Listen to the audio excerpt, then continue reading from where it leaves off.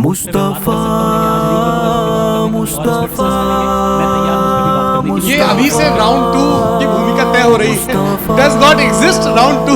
मुस्तफा क्योंकि आज गॉड के एग्जिस्टेंस पर बात है तो मैं उसी के रिलेटेड जो है आपके सवाल एंटरटेन भी करूंगा और मैं भी पूछूंगा। मुस्तफा आपने कहा कि आपने साबित ही नहीं किया जब ये आर्गुमेंट ऑफ कॉन्टिजेंसी बुनियादी आर्गुमेंट है। कॉन्टिजेंसी का मतलब क्या है? आपके हर वो वजूद जो किसी भी चीज का पाबंद है, हर वो वजूद या हर वो चीज जो अपने एग्जिस्टेंस में किसी भी चीज की पाबंद है और उससे बाउंड है, उसको उसकी जरूरत है, उस पर डिपेंड करती है, तो जाहिर सी बात है कि उसका कोई ना कोई कॉज होता है। ये तो अक्ल की बात है कि आप रीजनिंग की बात करते हैं, मैं वही करता हूँ। दूसरी चीज आपने ये बात कही कि इतने बिलियन लाइट ईयर्स दूर है, इसका मेरा क्या लेना देना। फिर मेरे ख्याल से आपको ये नहीं कहना चाहिए I think therefore I am an atheist. आपको सोचना चाहिए, सिर्फ आप एक लिमिटेड दायरे में रहकर नहीं सोचें बल्कि बाहर निकल कर सोचें। आपने तीसरा सवाल किया, आपने 2-3 सवाल एक साथ ऐसी बात है ना कि ये सुप्रीम को इतराज हो जाएगा। मुस्तफा ये इजाजत आपको है नहीं, मुझे है। मुस्तफा मुस्तफा मुस्तफा आपने प्रॉब्लम ऑफ इविल के ताल्लुक से सवाल किया और बार बार आप एक लफ्ज रिपीट कर रहे हैं कि ओमनीपोटेंट गॉड है, ऑल पावरफुल गॉड है। यही तो दरअसल समझना है गॉड का कांसेप्ट क्या है। प्रॉब्लम ऑफ इविल जो है, प्रॉब्लम ऑफ मुस्तफा दो असम्पशंस पर कायम है। अगर आप दो असम्पशंस को समझ जाएं तो ये प्रॉब्लम नहीं रहेगी। पॉइंट नंबर 1 यानी जो आपका सबसे पहला फॉल्स असम्पशन है कि गॉड मर्सीफुल है, ओमनीपोटेंट है, दुनिया में जुल्म हो रहा है। लेकिन आपको ये समझना चाहिए कि हमारे वर्ल्ड के मुताबिक गॉड सिर्फ ओमनीपोटेंट और सिर्फ मर्सीफुल नहीं है, बल्कि वो ऑल वाइज भी है और वो ऑल नोइंग भी है। उसके हर काम के पीछे हिकमत और विजडम है। ये कोई जरूरी नहीं है कि वो हिकमत और विजडम आपको समझ में आए या मुझे समझ में आए। अगर आप जो समझ रहे हैं उसके मुताबिक आप फैसला कर रहे हैं, ये लिमिटेड पर्सपेक्टिव से आर्गुमेंट है। और इस चीज को हम अपनी दुनिया में, अपनी लाइफ में, डेली लाइफ में इस प्रिंसिपल को एक्सेप्ट करते हैं। हम जब किसी डॉक्टर के पास जाते हैं, डॉक्टर के पास जाकर वो अगर उसने हमें कोई दवाई दी है तो हम ये तो नहीं कहते कि जब तक आपके पास जितना नॉलेज और जितना विजडम नहीं है, आपने क्यों ये दवाई दी है, तब तक हम इस चीज को एक्सेप्ट नहीं करेंगे। नहीं कहते, हम उसकी अथॉरिटी को तस्लीम करते हैं। क्यों? क्योंकि उसकी हम जानते हैं कि वो नॉलेजेबल है, वो विजडम वाला है, हमसे ज्यादा नॉलेज और हमसे ज्यादा विजडम है। मुस्तफा मुस्तफा मुस्तफा मुस्तफा सर प्लीज आप अगर सब ऑडियंस से बोलने लगे तो मतलब नहीं सिग्नलाइज है इसका।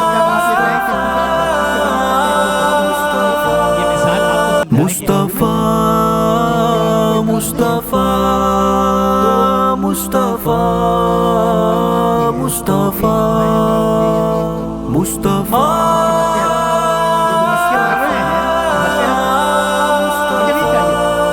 मुस्तफा मुस्तफा आपने अभी मेरी बात पूरी सुनी नहीं। मैंने कहा आपका पूरा आर्गुमेंट दो फॉल्स असम्पशंस पर है। एक फॉल्स असम्पशन मैंने बता दिया, दूसरा फॉल्स असम्पशन ये है कि इस दुनिया में इविल के होने का कोई गुड रीजन नहीं है, जबकि हमारे पास बात रीजंस मौजूद हैं, हमारे पास बात वजूहात मौजूद हैं। अगर इस दुनिया में इविल ना हो तो आप गुड को डिफाइन कैसे करेंगे? अगर जुल्म ना हो आप इंसाफ को समझेंगे कैसे? अगर तारीकी ना हो तो आप लाइट को समझेंगे कैसे? अभी और सुन लें, अभी और बाकी है। ये तो बात बहुत पसंद है कि जब तक रेप ना हो तब तक आपने मेरा जवाब पूरा सुना ही नहीं। जब तक के बच्चों का कत्ल ना किया जाए तब तक आपके बच्चों की मासूमियत की इज्जत है। आपने पूरा जवाब सुना ही नहीं। क्या बात है? क्या आपने नुक्ता निकाला हुआ? आपने पूरा जवाब सुना ही नहीं। आप सुन लें, मेरी बात सुन लें। ये मैंने आपको एक चीज बताई। दूसरी चीज, इस दुनिया में हम आए हैं टेस्ट के लिए, हमारा टेस्ट हो रहा है और हर इंसान का अलग अलग अंदाज में टेस्ट होता है। और इस दुनिया में अगर इविल मौजूद है तो वो इविल जरिया है हमारे अंदर ह्यूमन नोबल क्वालिटीज को डेवलप करने का और अलग अलग फील्ड में प्रोग्रेस करने का। और अगर हमारे अंदर और इस दुनिया में इविल नहीं होता तो बताइए टेस्ट का मतलब क्या होता? अगर मैं अपने स्टूडेंट को एमसीक्यूज दूं और उसमें सिर्फ राइट आंसर लिख कर दे दूं और कहूं तुम्हारा टेस्ट हो गया, ये मीनिंगलेस है। इस दुनिया में अगर हम टेस्ट के लिए आए हैं तो जाहिर है गुड एंड इविल दोनों मौजूद है। तो अगर गुड एंड इविल दोनों मौजूद है तो ये इविल भी खुदा का बनाया हुआ है। जी हाँ, खुदा का बनाया हुआ है। लेकिन अच्छा, चलो अच्छी बात। जी बिल्कुल, तो बिल्कुल खुदा मतलब ने बनाया। अभी तो ये है कि जो मेजॉरिटी है दुनिया में वो इविल है, तो ये खुदा एक्चुअली इविल के साइड पे लग रहा है मुझे। बिल्कुल भी नहीं, मैं इसलिए बताता हूं। मेजॉरिटी में तो वो है। क्या बात कर रहे हैं भाई आप? मैं बहुत- कोई भी जो मुंसिफ होगा, चाहे आपका अपना घर हो जिसके आप सबसे बड़े हैं, चाहे आपकी ऑर्गेनाइजेशन हो जो आप चलाते हैं, वहाँ पर आप इवल रखेंगे साबित करने को कि बाकी लोग शरीफ हैं? मेरी बात सुनिए। क्या ये आर्ग्यूमेंट ही गलत है? अगर- कि जब तक के कोई इवल नहीं होगा तब तक के शरीफ आदमी शरीफ नहीं लगेगा। अगर एग्जामिनर गलत ऑप्शन दे रहा है तो एग्जामिनर इविल नहीं हो गया, जो गलत ऑप्शन को सेलेक्ट कर रहा है वो फेल होगा। क्रिएटर ने इविल को बनाया है लेकिन वो इविल नहीं है। अच्छा। सुनिए मेरी बात, चलिए, लेट मी कंप्लीट सर। जी, जी। क्रिएटर ने इविल को बनाया है टेस्ट के लिए, वो इविल नहीं है। इविल वो होगा जो उसे इख्तियार करेगा। छुरी को बनाने वाला गलत नहीं होता है, छुरी का गलत इस्तेमाल करने वाला गलत होता है। रेप को कैसे गलत इस्तेमाल करते हैं? रेप इंसान के फ्री विल का नतीजा है। ये रेप कैसे गलत इस्तेमाल होता है? ये मुझे अब सुन लें, अब सुन लें। गलत इस्तेमाल होता है। हाँ मैं बता रहा हूँ रेप कैसे गलत ना, मैं बता रहा हूँ जी। कि जो इविल इस दुनिया में मौजूद है उसके कई सारे तरीके हैं। एक तरीका इंसान का अपना फ्री विल है। अब अगर कोई रेपिस्ट रेप कर रहा है तो इसका गॉड का कसूर नहीं है, वो अपने फ्री विल का गलत इस्तेमाल कर रहा है, उसको सजा मिलनी चाहिए। अच्छा। और उसी के लिए जहन्नम बनाई गई है। ये फ्री विल का भी बड़ा चक्कर। आप कोई बुरा काम करते हैं या कोई बुराई होती है तो ये कहा जाता है कि ये फ्री विल है। 7 billion free wills are moving on this planet. 7 billion free will. और एक आदमी अपनी फ्री विल से मुझे कत्ल कर दे तो मैं खुदा की मर्जी से मारा हूँ कि इसकी फ्री विल की वजह से? मेरी मौत खुदा के हाथ है या ये फ्री विल वाले के हाथ है? खुदा ने फ्री विल का निजाम बनाया है और उस निजाम का गलत इस्तेमाल करके कोई आपको मार रहा है, इस्तेमाल करके मेरा कत्ल कर देता है। अब मेरी मौत का जिम्मेदार कौन है? वो इंसान जिम्मेदार है। वो इंसान। जी। तो ये कहना कि और उसको खुदा ही उसको जिंदगी उसको देता सजा है, मिलेगी। तो अब आप आगे चलिए कि ये तय करना कि अल्लाह ही या खुदा, सॉरी अल्लाह नहीं, खुदा ही जिंदगी देता है, खुदा ही मौत देता है, ये गलत है।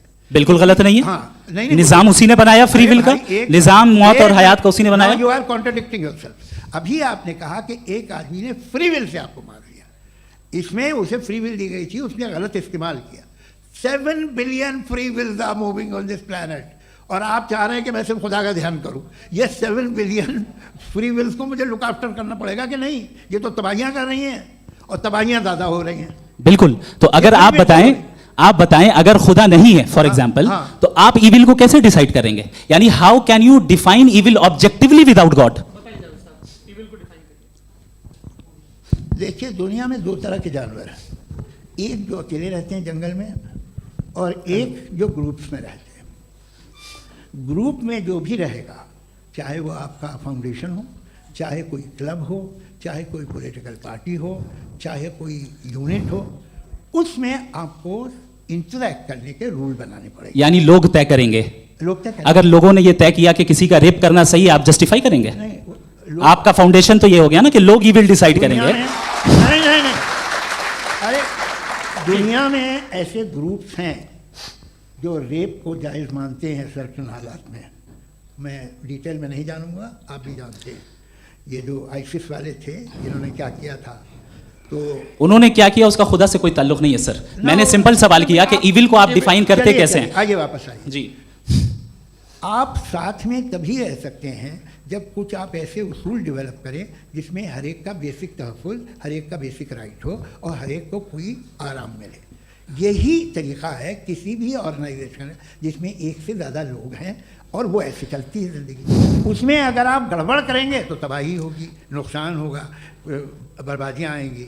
और अगर उसमें आप घर ले लीजिए ना, एक हस्बैंड है, एक वाइफ है, बच्चे हैं, वालदा भी हैं, 2 बहनें भी हैं, एक भाई भी है। अब इसमें कोई निज़ाम आपको चाहिए साथ में रहने का, और एक दूसरे पे भरोसा रहे, एक दूसरे के बहीख्वाह हों, एक दूसरे की मदद करें, ऐसी जिंदगी। सर आपकी बात आ गई। आप ये कह रहे हैं कि लोग डिसाइड करेंगे क्या सही है क्या गलत है, यही है? मेजॉरिटी डिसाइड करेगी क्या सही है क्या गलत है? अरे भाई बिल्कुल।